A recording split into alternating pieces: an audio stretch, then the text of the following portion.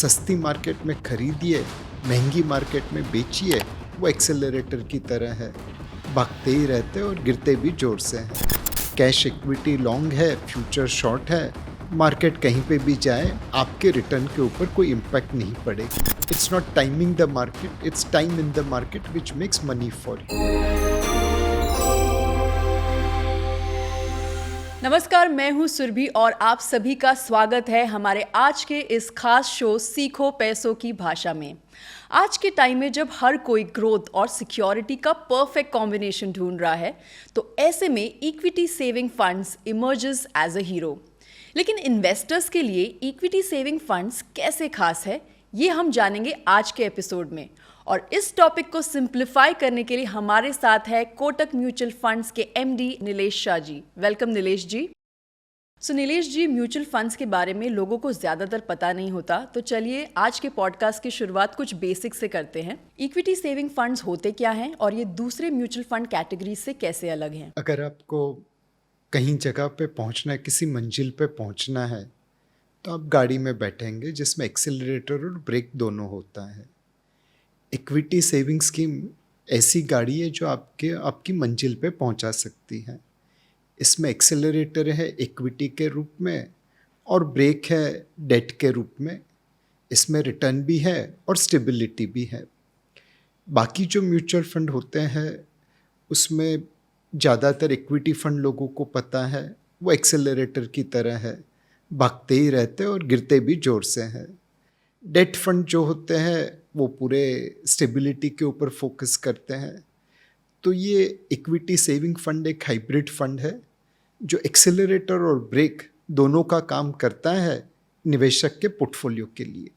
Equity saving funds को इतने आसानी से हमें समझाने के लिए बहुत बहुत शुक्रिया। चलिए बढ़ते हैं हमारे दूसरे सवाल की ओर। अगर कोई इन्वेस्टर रिस्क और रिटर्न का बैलेंस ढूंढ रहा हो, तो इक्विटी सेविंग स्कीम्स कैसे एक परफेक्ट बैलेंस क्रिएट करती है स्टेबिलिटी और ग्रोथ के बीच? इक्विटी सेविंग स्कीम में निवेश के 3 कैटेगरीज रहती है पोर्टफोलियो पॉइंट ऑफ व्यू से। एक प्योर इक्विटी है, मार्केट ऊपर तो उसमें अच्छा रिटर्न, मार्केट नीचे तो बुरा रिटर्न। दूसरा आर्बिट्राज होता है जिसमें कहने को वो इक्विटी है बट रिटर्न हेज करके आता है। कैश इक्विटी लॉन्ग है, फ्यूचर शॉर्ट है। मार्केट कहीं पे भी जाए, आपके रिटर्न के ऊपर कोई इम्पैक्ट नहीं पड़ेगी। और तीसरा अलोकेशन है वो डेट में रहता है, जिसमें ब्याज की दरें थोड़ी बहुत ऊपर नीचे हो तो एनएवी थोड़ी बहुत ऊपर होती है। तो इसमें डेट और आर्बिट्राज मिला के स्टेबिलिटी देते हैं। कैश इक्विटी आपको एक्सेलरेशन या ग्रोथ देता है। तो स्टेबिलिटी और ग्रोथ, रिटर्न और रिस्क, ये दोनों का संतुलन इस फंड में रहता है। चलिए अगले सवाल की ओर बढ़ते हैं। आज के मार्केट सिनारियो में चाहे एक्सपीरियंस्ड इन्वेस्टर्स हो चाहे नए इन्वेस्टर्स हो, आपके हिसाब से इक्विटी सेविंग स्कीम्स क्या रोल प्ले करता है इन इन्वेस्टर्स के लिए? कई बार हमने देखा है कि निवेशक को पैसों की ज़रूरत नहीं है, बट जब मार्केट गिरता है तो डर के मारे वो निरुत्साह हो जाता है, भयभीत हो जाता है और रिडीम कर लेता है। मार्केट में पैसा तब बनता है जब आप लंबी अवधि के लिए निवेश करें। एक बहुत अच्छी कहावत है, it's not timing the market, it's time in the market which makes money for you. अब हम लोगों को कैसे प्रोत्साहित करें कि आप लंबी अवधि के लिए निवेश करें, गिरती हुई मार्केट में आपको डर कम लगे। तो इक्विटी सेविंग स्कीम में जो इक्विटी अलोकेशन होता है कैश इक्विटी का, वो मार्केट वैल्यूएशन से लिंक्ड है। एक्सपेंसिव मार्केट में इक्विटी अलोकेशन कम होता है, 10% के आसपास जा सकता है। सस्ती मार्केट में 50% के आसपास जा सकता है। एवरेज इक्विटी अलोकेशन पिछले कुछ सालों का 30% के आसपास होगा। तो बढ़ती हुई मार्केट में ये अपने आप इक्विटी बेचता है, गिरती हुई मार्केट में अपने आप खरीदता है, और इसी वजह से इसमें निवेशकों के लिए वॉलेटिलिटी कम है। तो आपको रिस्क भी मैनेज हो जाता है, रिटर्न भी मिल जाता है, स्टेबिलिटी भी मिलती है, एक्सेलरेशन भी मिलता है। ये जो कॉम्बिनेशन होता है कि सस्ती मार्केट में खरीदिए, महंगी मार्केट में बेचिए, वो निवेशकों को कम वॉलेटिलिटी देता है, कम डाउनसाइड देता है। इसलिए शायद उन्हें लंबी अवधि के लिए निवेश करने में प्रोत्साहन मिलेगा।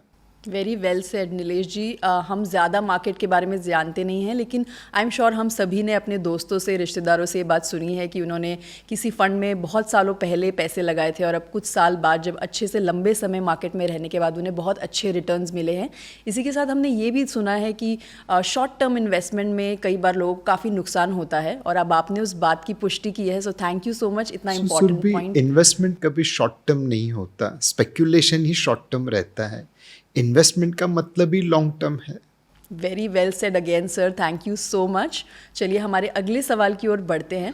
जब कोई इन्वेस्टर एक इक्विटी सेविंग फंड चूज़ करता है तो उन्हें किन फैक्टर्स का ध्यान रखना चाहिए, और फंड मैनेजर की एक्सपर्टीज़ कितनी इंपॉर्टेंट होती है इस डिसीजन में? हर गाड़ी में ड्राइवर होना ज़रूरी है, बट एक ड्राइवर को आप खटारा कार दे दो और बोलो कि रेस में लड़, और उसी ड्राइवर को एक बहुत अच्छी बेहतरीन कार दे दो और बोलो अब रेस में उतर, तो जाहिर है कि कौन सा ड्राइवर जीतेगा। रेस जीतने के लिए, मंजिल पे पहुंचने के लिए गाड़ी और ड्राइवर दोनों अच्छा होना जरूरी है। फंड मैनेजर और फंड हाउस गाड़ी और ड्राइवर की बराबर है। फंड हाउस गाड़ी बनाते हैं, बाउंड्री बनाते हैं, अपने फंड मैनेजर को इक्विप करते हैं कि वो मार्केट को मैनेज कर सके, मार्केट के रिस्क को मैनेज कर सके, सही तरीके से निवेश कर सके, और फिर उस रिसोर्सेस, उस टूल्स का फ़ायदा उठा के फंड मैनेजर निवेश करते हैं। इक्विटी सेविंग स्कीम में जो सबसे बड़ा बेनिफिट है निवेशकों के लिए, वॉलेटिलिटी कम और महंगाई से ज़्यादा रिटर्न पाने की क्षमता।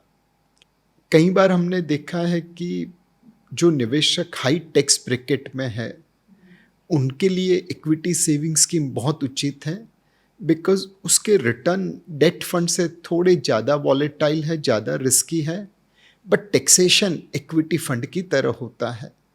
तो इक्विटी फंड से कम वॉलेटिलिटी पे इक्विटी फंड का टैक्सेशन मिले, वो किसी भी हाई टैक्स पेयर के लिए सोने पे सुहागा है। बिल्कुल sir. So thank you so much Nilesh ji. आज के हमारे इस एपिसोड को आपने इतना इंटरेस्टिंग बनाया। इतने कॉम्प्लिकेटेड टॉपिक्स जो हमें और हमारे दर्शकों को लगते हैं, आपने उनको इतना सिंप्लीफाई किया और साथ ही साथ उसे इतना इंटरेस्टिंग भी बनाया। सो thank you so much for being here with us today. Mutual fund निवेश बाजार जोखिमों के अधीन है। योजना से जुड़े सभी दस्तावेजों को ध्यान से पढ़ें।